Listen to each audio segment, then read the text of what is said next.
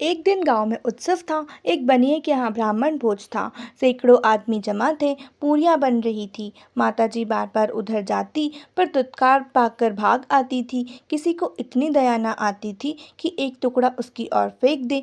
एक टुकड़ा दे देने से कुछ कमी न पड़ जाती, पर यह कौन समझाए। जब सब चीजें तैयार हो गई तो आंगन में पत्तल डाल दिए गए। लोग अपने अपने आसन पर जा बैठे और भोजन परोसा जाने लगा। उसी समय माताजी वहां पहुंची। माताजी भागी नहीं, पूँछ हिलाने लगी और वहीं बैठ गई। वह आदमी जब किसी काम से भीतर चला गया तो माताजी भी दबे पांव दलान में जा पहुंची। उन्हें देखकर चारों तरफ से धुत धुत का ऐसा कोलाहल मचा कि माताजी घबरा गई। 2-3 आदमी डंडे लेकर दौड़े। माताजी को अगर दलान से निकलने जाने का रास्ता मिलता तो वह उधर से बाहर निकल जाती, लेकिन उधर लोग डंडे लिए खड़े थे, इसलिए माताजी बैठे हुए आदमियों के बीच से होकर मोरी के रास्ते बाहर निकल आई। मगर तमाशा तो देखिए कि माताजी के बाहर निकलते ही भोजन करने वाले भी उठ खड़े हुए। जानते हो क्यों? माताजी के उधर से निकलने के कारण भोजन भ्रष्ट हो गया। विचार होने लगा कि क्या किया जाए। बेचारा बनिया फूट फूट कर रोने लगा।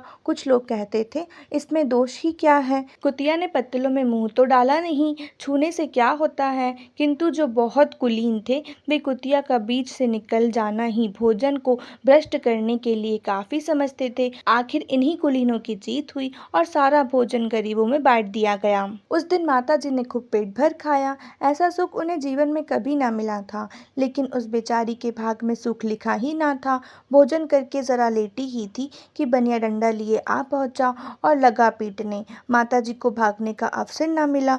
जोर जोर से चिल्लाने लगी। उनका विपल सुन पत्थर भी पसीज जाता, पर उस निर्दयी को जरा भी दया नहीं आई।